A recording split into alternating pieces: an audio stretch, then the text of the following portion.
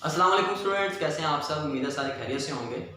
तो chapter number 6 पढ़ रहे थे और लास्ट लेक्चर के अंदर मैंने आपको क्या सिखाया कि इलेक्ट्रॉनिक कॉन्फ़िगरेशन कैसे करेंगे ट्रांजिशन मेटल्स की, और उसमें नंबर ऑफ अनपेयर्ड इलेक्ट्रॉन कैसे फाइंड करेंगे, और फिर उसके बाद उन्हीं अनपेयर्ड इलेक्ट्रॉन्स को यूज़ करते हुए हमने कुछ प्रॉपर्टीज डिस्कस की, like binding energy, melting and boiling point, और सबसे important property that is paramagnetism.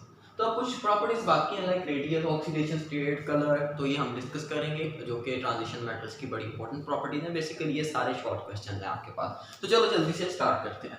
Basically दो तरह के रेडियस हैं, एक तो ट्रांजिशन मेटल्स का in the covalent form, covalent radius, और दूसरा उनका आयनिक फॉर्म, मतलब वो जिस ऑक्सीडेशन स्टेट के अंदर हैं, मतलब Mn+2, Mn+3, Fe+2, Fe+3 और एक Fe का नॉर्मल फॉर्म में।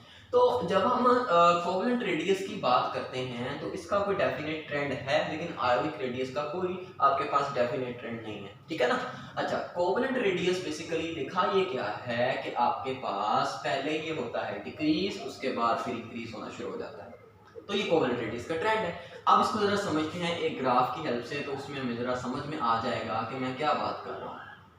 बात ये है बेसिकली कि जब तक अनपेयर्ड इलेक्ट्रॉन इंक्रीज होते जाते हैं, जब तक अनपेयर्ड इलेक्ट्रॉन इंक्रीज होते जाते हैं तब तक हमारे पास रेडियस डिक्रीज होता जाता है, और जैसे ही हमारे पास इलेक्ट्रॉन्स की पेयरिंग शुरू होती है तो फिर से रेडियस आपके पास इंक्रीज करना शुरू कर देता है। अब इसको मैं एक कर्व से शो कर सकता हूं, मतलब कुछ ऐसे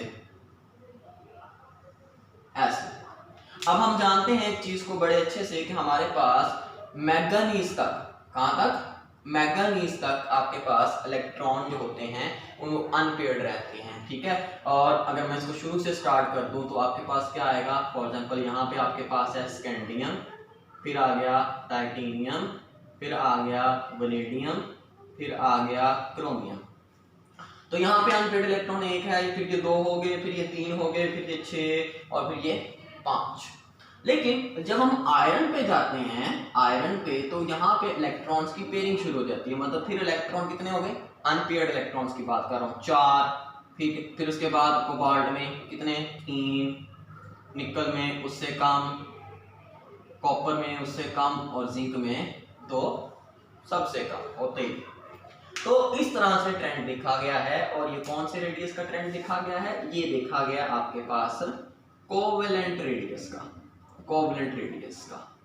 देखो किसी भी चीज का अगर रेडियस है, मान लेते हैं ये एटम है, बेसिकली मैं सारे आपके पास ऑर्बिटल ड्रा नहीं कर रहा, मान लीजिए ये न्यूक्लियस है, और यहाँ पे आपके पास होगा आपका 3d ऑर्बिटल, और उसके बाद आपका कौन सा है, 4s ऑर्बिटल, जो कि इनके इलेक्ट्रॉनिक कॉन्फ़िगरेशन में आता है। देखो जब तक तो इस 3D के अंदर अनपेयर्ड इलेक्ट्रॉन है तो इतनी मजबूत अंदर इलेक्ट्रॉन की कोर नहीं बनेगी, मतलब ये d जो ऑर्बिटल है ये इतना अच्छे से बाहर वाले s ऑर्बिटल को शील्ड नहीं कर पाएगा, और रेडियस आपके पास फिर डेफिनेट सी बात है ये न्यूक्लियस ज्यादा अट्रैक्ट करेगा 4s को, और उसका रिजल्ट क्या होगा कि ये न्यूक्लियस के करीब होंगे इलेक्ट्रॉन, तो रेडियस कम होगा। समझ आ रही है बात। लेकिन जब इस 3D ऑर्बिटल के अंदर, जो कि आयरन से जाके काम स्टार्ट होता है, पेयरिंग शुरू होती है, इलेक्ट्रॉन पेयर की फॉर्म में आना शुरू हो जाते हैं ऐसे, ठीक है। तो फिर ये आप इमेजिन करें कि जब पेयरिंग स्टार्ट हो जाती है तो उसका रिजल्ट ये निकलता है, उसका रिजल्ट ये निकलता है कि जो इलेक्ट्रॉन है वो ऐसे पूरी शील्ड सी बना देते हैं, मतलब आपके पास ये रेडियस यहाँ से इंक्रीज होना क्यों शुरू होता है, क्योंकि यहाँ से आपके पास पेयरिंग ऑफ इलेक्ट्रॉन शुरू हो गई है, और पेयरिंग की वजह से आपके पास अब ये जो इलेक्ट्रॉन की कोर बन जाती है, मतलब जो 3D ऑर्बिटल है उसका जो शील्डिंग इफेक्ट है, कौन सा इफेक्ट, शील्डिंग इफेक्ट जो है वो आपके पास क्या हो जाता है, वो आपके पास इंक्रीज हो जाता है, बढ़ जाता है। तो फिर उसका रिजल्ट ये निकलता है कि ये जो न्यूक्लियस है ये बाहर वाले जो भी इलेक्ट्रॉन्स हैं, जो 4s के इलेक्ट्रॉन्स हैं, उनके ऊपर इतनी ट्रैक्शन नहीं लगा पाता, और रेडियस हमारे पास क्या होना शुरू हो जाता है, इंक्रीज। क्या होना शुरू हो जाता है, इंक्रीज। तो ये इस वजह से आपके पास है। समझ आ रही मेरी बात, मतलब अनपेयर्ड इलेक्ट्रॉन जब तक बढ़ते जा रहे हैं रेडियस कम होगा, लेकिन जैसे ही पेयरिंग शुरू होगी तो रेडियस आपके पास इंक्रीज होना शुरू हो जाएगा, क्योंकि पेयरिंग के रिजल्ट में जो 3D आपके पास ऑर्बिटल होता है वो ज्यादा शील्डिंग इफेक्ट शो करता है, वो ज्यादा कॉम्पैक्ट हो जाता है, इलेक्ट्रॉन डेंसिटी ज्यादा कॉम्पैक्ट हो जाती है। ये बात तो समझ में आ गई होगी, ठीक है। तो ये आपके पास कोवेलेंट रेडियस का ट्रेंड हो गया। अच्छा, लेकिन आयोनिक रेडियस की अगर मैं बात करूं तो उसके अंदर कोई मतलब डेफिनेट ट्रेंड नहीं है, मतलब कोई आप नहीं कह सकते कि भाई कहाँ से लेकर कहाँ तक क्या इंक्रीज हो रहा है क्या डिक्रीज हो रहा है आपके पास, उसका कुछ आपके पास जब भी ग्राफ बनेगा वो कुछ ऐसा बनेगा, ठीक है, कुछ ऐसा बनेगा। मतलब फॉर एग्जांपल आपके पास यहाँ से स्टार्ट हो रहा है, कैल्शियम लिख देते हैं Ca+2 कैल्शियम है, ठीक है, वनेडियम तक बेटे आपके पास डिक्रीज आता है, वनेडियम तक फॉर एग्जांपल B+3 ले लेते हैं, वनेडियम तक आपके पास डिक्रीज आता है, फिर इंक्रीज आता है कहाँ तक, मैंगनीज तक, ठीक है, फिर डिक्रीज आता है कहाँ तक, निकल तक, और फिर इंक्रीज होना शुरू हो जाता है कहाँ तक, जिंक तक। मतलब उसके अंदर कोई डेफिनेट पैटर्न नहीं है, बल्कि आपके पास डिक्रीज होता है पहले, फिर इंक्रीज होता है, फिर डिक्रीज होता है, फिर इंक्रीज होता है, क्या, रेडियस। कब, जब आपके पास ये ट्रांजिशन मेटल कौन सी फॉर्म में है, आयोनिक फॉर्म के अंदर है। तो आयोनिक जो रेडियस है उसका कोई डेफिनेट ट्रेंड नहीं है, लेकिन आप उसको ऐसे जिगजैग समझ सकते हैं। बस याद रखिएगा कि एक डब्ल्यू बनाना है आपने, और डब्ल्यू के यहाँ पे वनेडियम और निकल है, ऊपर मैंगनीज है, वहाँ पे तो एंड वाली जो आपके पास है। तो कैल्शियम के बाद क्या आता है आपके पास, स्कैंडियम, स्कैंडियम के बाद क्या आएगा फिर टाइटेनियम। ऑक्सीडेशन स्टेट आप लिखते जाएं, कोई इशू या प्रॉब्लम नहीं है। देखिए मैंने आपको कहा था कि ये चैप्टर आपको तब आएगा जब आपको ये सारे याद होंगे, ठीक है। तो ये हो गया Fe+2, ये हो गया Cu+2, यहाँ पे आ जाएगा Copper+2। तो ये आपके पास हो गया आयनिक रेडियस। तो बेसिकली ये ग्राफ है जो इम्पोर्टेंट है, इनको अच्छे तरीके से याद रखिएगा। यहाँ पे सबसे इम्पोर्टेंट बात ये वाली है जो कि एक शॉर्ट क्वेश्चन के तौर पे आता है, और आपको पता है इस चैप्टर से शॉर्ट क्वेश्चंस आते हैं, लॉन्ग भी आता है। अच्छा जी, सेकंड बात पे आते हैं, that is the oxidation state. देखो ट्रांजिशन मेटल सबसे इंपॉर्टेंट पता क्यों है, क्योंकि इनकी बहुत सारी ऑक्सीडेशन स्टेट्स हैं, बहुत सारी ऑक्सीडेशन स्टेट्स हैं। अब सर वो बहुत सारी ऑक्सीडेशन स्टेट्स क्यों हैं, देखो फॉर एग्जांपल मैं अगर आपके पास स्कैंडियम लिखता हूँ, स्कैंडियम की इलेक्ट्रॉनिक कॉन्फ़िगरेशन में अगर इन शॉर्ट लिखता हूँ, मैं सिर्फ 4s और 4d लिख रहा हूँ, तो 4s के अंदर 2 इलेक्ट्रॉन होते हैं और 3d के अंदर 1 इलेक्ट्रॉन होते हैं। तो इसका मतलब है कि अगर स्कैंडियम अपने d ऑर्बिटल्स को यूज करे तो फिर भी कुछ बॉन्ड बना सकता है, और s ऑर्बिटल की वजह से भी कुछ बॉन्ड बना सकता है। तो अगर तो स्कैंडियम सिर्फ और सिर्फ अपना s ऑर्बिटल यूटिलाइज करता है तो इसकी ऑक्सीडेशन स्टेट क्या होगी, इसकी ऑक्सीडेशन स्टेट होगी 2। अगर ये 2 इलेक्ट्रॉन यूज करते हैं तो 2 बॉन्ड बनाएगा ना, तो ऑक्सीडेशन स्टेट 2, ठीक है ना। तो एक ही ऑक्सीडेशन स्टेट शो कर सकता है 2, कब, जब ये सिर्फ अपने s वाले इलेक्ट्रॉन यूज करे। समझ आ रही मेरी बात। और अगर ये आपके पास d वाले इलेक्ट्रॉन भी यूज कर ले तो 2 वो पहले यूज हो रहे थे, एक वही हो गया, तो टोटल कितनी ऑक्सीडेशन स्टेट्स हो जाएंगी, 3 बॉन्ड बनाए। तो मतलब ये है कि ट्रांजिशन मेटल वेरिएबल या डिफरेंट ऑक्सीडेशन स्टेट इस वजह से शो करते हैं क्योंकि उनके अंदर s भी है और d भी है। अगर वो सिर्फ s यूज कर रहे हैं तो 2 ऑक्सीडेशन स्टेट होगी, और अगर वो d भी यूज कर रहे हैं तो जितने d यूज कर रहे हैं उतनी उसकी ऑक्सीडेशन स्टेट उसी लिहाज से बढ़ती जाएगी। फॉर एग्जांपल ये तो हो गया स्कैंडियम, आगे आ गया टाइटेनियम। टाइटेनियम क्या होगा, 4s2 3d2। अगर तो ये सिर्फ अपने s वाले इलेक्ट्रॉन यूज करे तो ये 2 ऑक्सीडेशन स्टेट है, और अगर फॉर एग्जांपल ये d वाले भी यूज कर ले तो ये ऑक्सीडेशन स्टेट आपके पास 4 हो सकती है। लेकिन अगर ये फॉर एग्जांपल एक d यूज करे, s वाले पहले यूज हो रहे थे, टोटल कितनी ऑक्सीडेशन स्टेट होगी, 2 वाली भी होगी और 3 वाली भी होगी। और आगे आप जाएं अगर सारे यूज कर ले तो ये 4 ऑक्सीडेशन स्टेट। मतलब टाइटेनियम जो है अगर सिर्फ s यूज करे तो 2 ऑक्सीडेशन स्टेट, अगर s को यूज हो गए एक d यूज और कर लिया तो 3 ऑक्सीडेशन स्टेट होगी, और अगर सारा कुछ यूज कर लिया तो टोटल कितने इलेक्ट्रॉन है, 4, तो ऑक्सीडेशन स्टेट क्या हो जाएगी, 4। समझ आ रही मेरी बात। आगे चलते हैं। फॉर एग्जांपल स्कैंडियम टाइटेनियम, आगे आ गया वनेडियम, वो क्या होता है 4s2 3d3, ठीक है ना। अच्छा अब इसमें क्या समझ में आता है, आप इसमें क्या समझ में आता है, अब देखो जरा, अगर ये 2s यूज करता है तो 2 ऑक्सीडेशन स्टेट, एक डी और यूज कर लेता है तो 2s और एक डी वाला 3 ऑक्सीडेशन स्टेट, मतलब +3 ऑक्सीडेशन स्टेट शो करेगा। और अगर ये 2d और 2s यूज करता है तो 4 ऑक्सीडेशन स्टेट यूज मतलब हो जाएगी। और अगर ये 2s और तीनों d ऑर्बिटल यूज कर लेता है फॉर देयर बॉन्डिंग तो ऑक्सीडेशन स्टेट क्या हो जाएगी, 5, ठीक है ना। And so on. इसी तरह से फॉर एग्जांपल क्रोमियम है, वो क्या होता है, वो होता है 4s1 और 3d5।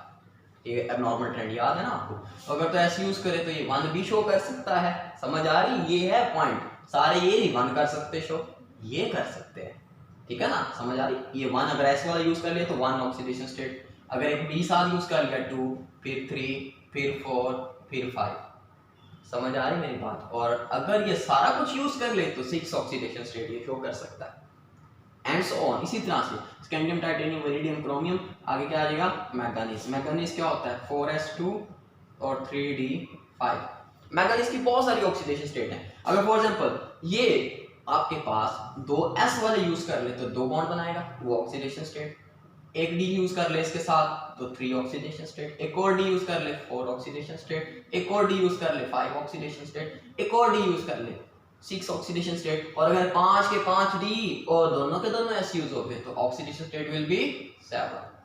बात समझ आ रही है? ऑक्सीडेशन स्टेट मतलब वेरिएबल ऑक्सीडेशन स्टेट, वो डिपेंड इस बात पे करती है कितने एस यूज किए, कितने डी ऑर्बिटल के इलेक्ट्रॉन यूज किए। आगे चलते हैं, सारा करेंगे आज। अच्छा जी, मैंगनीज। उसके बाद क्या आ जाएगा आयरन। आयरन क्या होगा 4s2 3d6।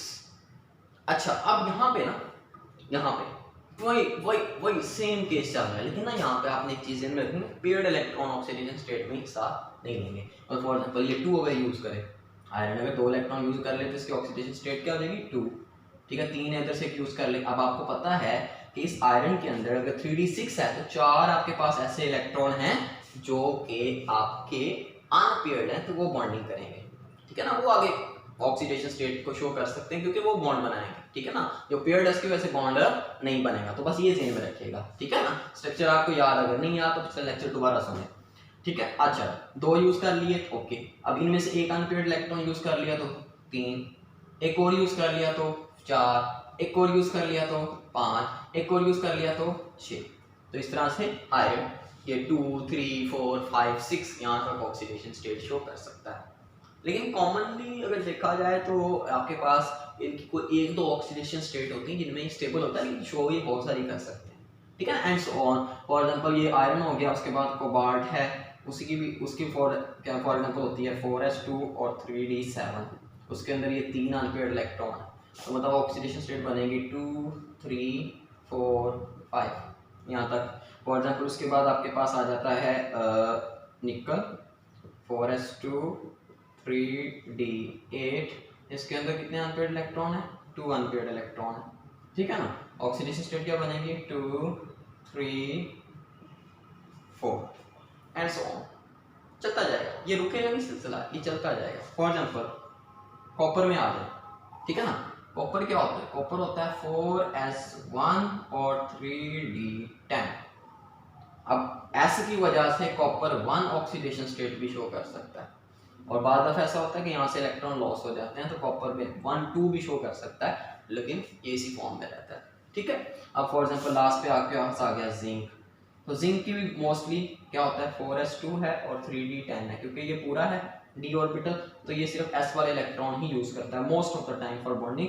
तो इस वजह से इसकी ऑक्सीडेशन स्टेट मोस्टली आप +2 दिखेंगे, जिंक +2 होता है, +3 नहीं होता।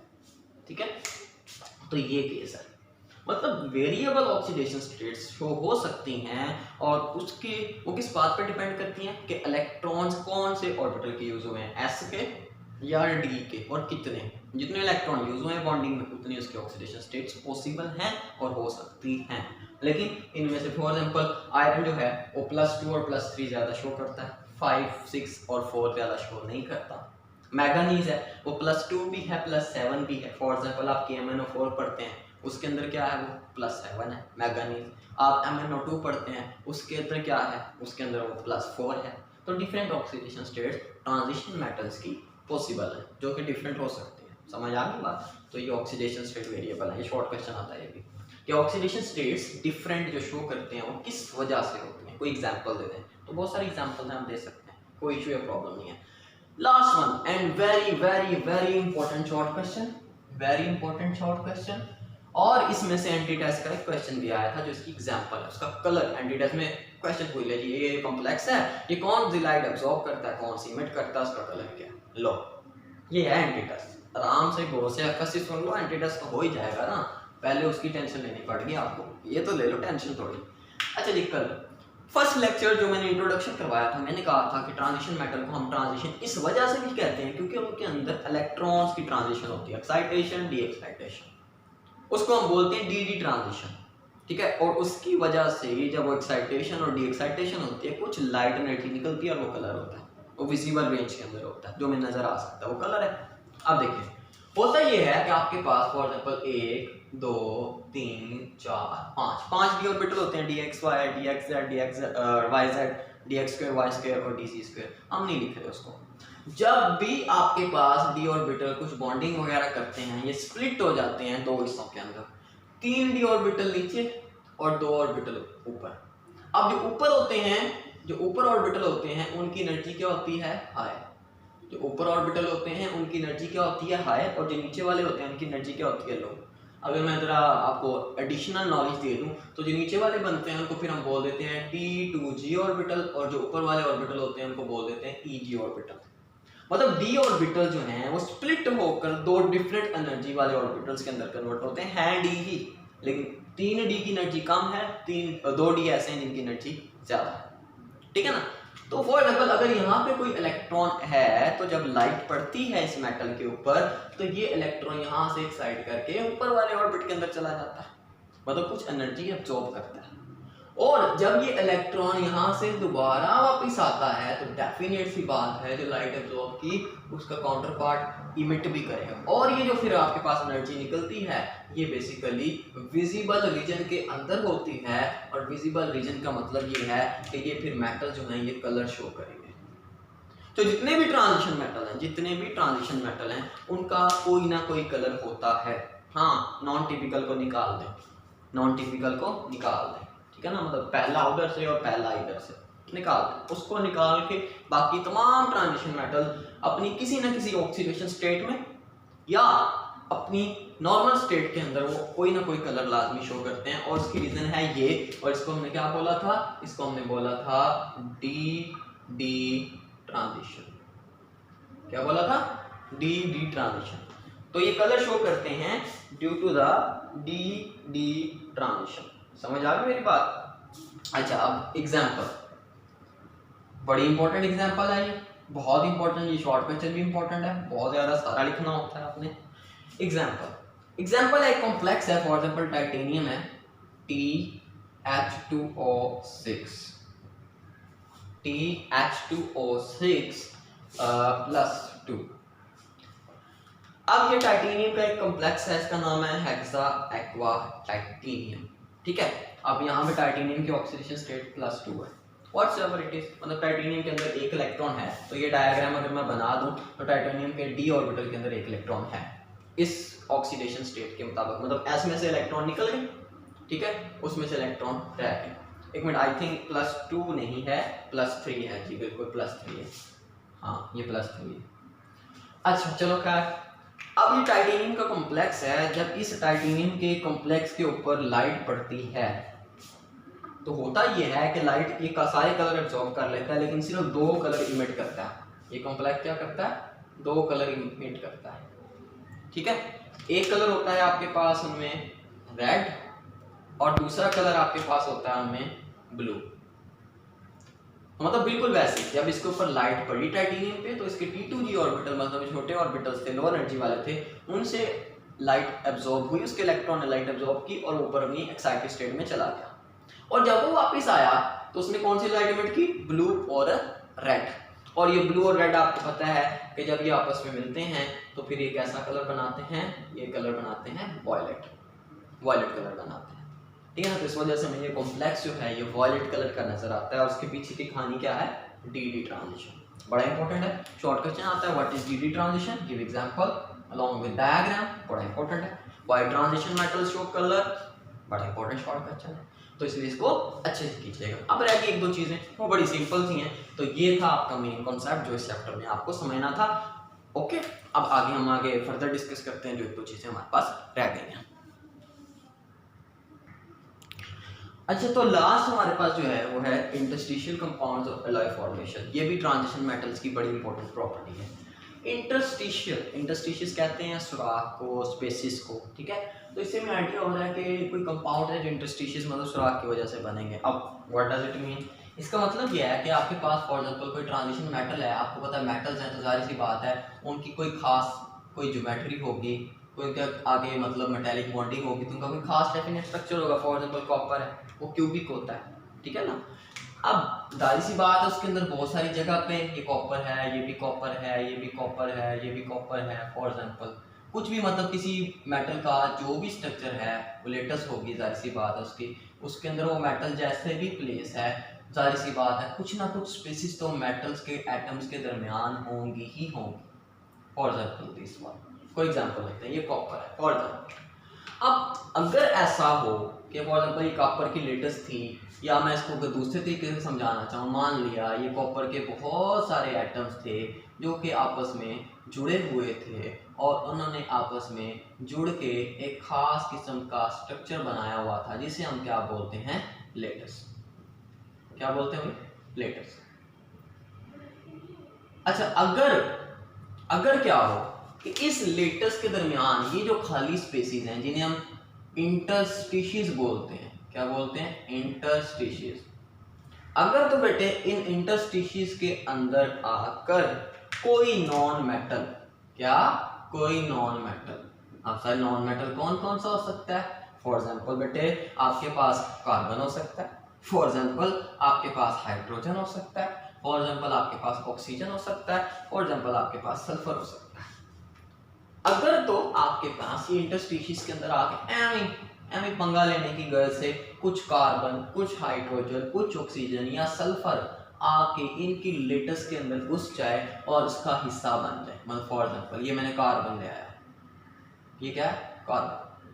अब इसकी कोई डेफिनेट अमाउंट नहीं है लेकिन ये स्ट्रक्चर का हिस्सा बन चुका है, कोई स्टिचोमेट्री नहीं है, मतलब डेफिनेट अमाउंट इसकी है तो इसकी है, नो नो नो, इनकी कोई डेफिनेट अमाउंट नहीं है, ठीक है। और अगर ये ट्रांजिशन मेटल्स के अंदर जो स्पेसिस होती हैं उनके अंदर चले जाएं तो जो नए कंपाउंड्स बनेंगे उन्हें बोलेंगे इंटरस्टिशियल कंपाउंड्स। इसकी बड़ी ही गुड एग्जांपल आपके पास है स्टील। क्या है, स्टील। अब स्टील पता क्या होता है, स्टील सिंपल आयरन होता है बेटे, आयरन, लोहा, लेकिन ये बिल्कुल आयरन की तरह नहीं है। स्टील कैसे बनाया जाता है, आयरन से बनता है। वो ऐसे बनाया जाता है कि आपके पास जो आयरन होता है उसके अंदर कुछ कार्बन मिक्स कर दिया जाता है, 1%, 0.2%। और मतलब जब हम कोई ऐसी चीज जो कि नॉन मेटल है वो किसी ट्रांजिशन मेटल के अंदर ऐड करते हैं तो वो उसके दरमियान जो इंटरस्टिशियस या स्पेसिस होती है उसके अंदर ऐड हो जाती है और उसकी प्रॉपर्टीज बदल देती है।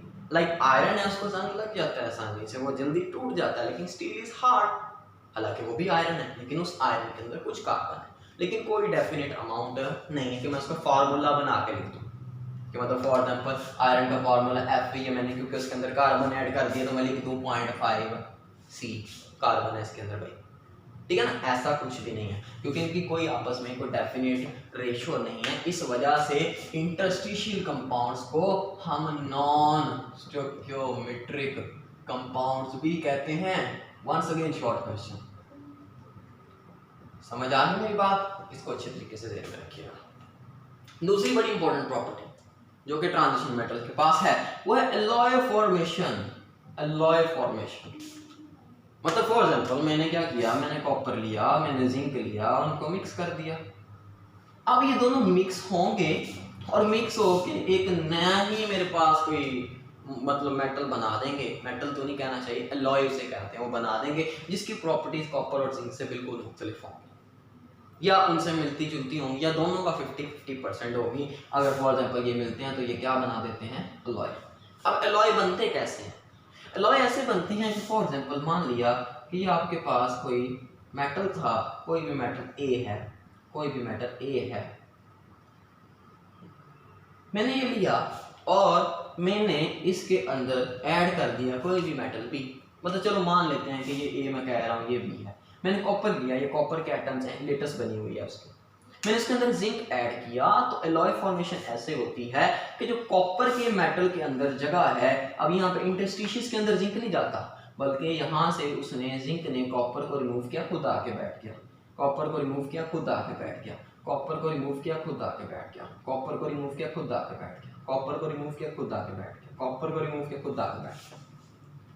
एलॉय फॉर्मेशन कैसे होती है कि एक मेटल दूसरे मेटल की लेटेस्ट के अंदर उसके एटम को रिप्लेस कर देता है और खुद उसकी जगह बैठ जाता है। तो फिर एक बड़ा होमोजीनियस सा और एक बड़ा अच्छा सा हमारे पास मतलब मिक्सचर सा बन जाता है और उसे हम बोलते हैं एलॉय। बेसिकली जो एलॉय है वो सॉलिड और सॉलिड का सॉल्यूशन है। इसमें एक मेटल ज़्यादा होगा वो सॉल्वेंट होगा और दूसरा कम होगा उसे सॉल्यूट बोलेंगे, ठीक है ना। फॉर एग्जांपल ये तांबा, कांसी, ब्रास, ब्रॉन्ज, ये सारे जो एलॉय हैं, फॉर एग्जांपल ब्रास है, ब्रॉन्ज है, ठीक है। तो ये सारे के सारे आपके पास क्या हैं, ये एलॉयज हैं। ये क्या है, एलॉयज। कॉपर का कुछ मिक्सचर लिया, जिंक के साथ मिक्स कर दिया। इसके अलावा जो बहुत सारे कॉइनेज मेटल्स होते हैं, कॉइन्स के अंदर, ये कॉइन्स आप जो सिक्के होते हैं 1 का 2 का 5 का सिक्का, ठीक है, वो भी असल में एलॉयज है। इसमें सारा कॉपर नहीं होता, कुछ और भी ऐड होता है, ठीक है ना। फॉर एग्जाम्पल आप स्टील है ना, स्टील के अंदर आप फॉर एग्जाम्पल क्रोमियम ऐड कर सकते हो, इसकी प्रॉपर्टीज बदल जाएंगी, स्टेनलेस स्टील बन जाएगा, समझ आ रहे हैं। अब फॉर एग्जाम्पल इसके अंदर आप कोई और मेटल ऐड कर सकते हो, मैंगनीज ऐड कर दिया, फॉर एग्जाम्पल इसके अंदर टंगस्टन ऐड कर दिया, तो कुछ भी ऐड करके मतलब ट्रांजिशन मेटल्स आपस में मिक्स हो सकते हैं।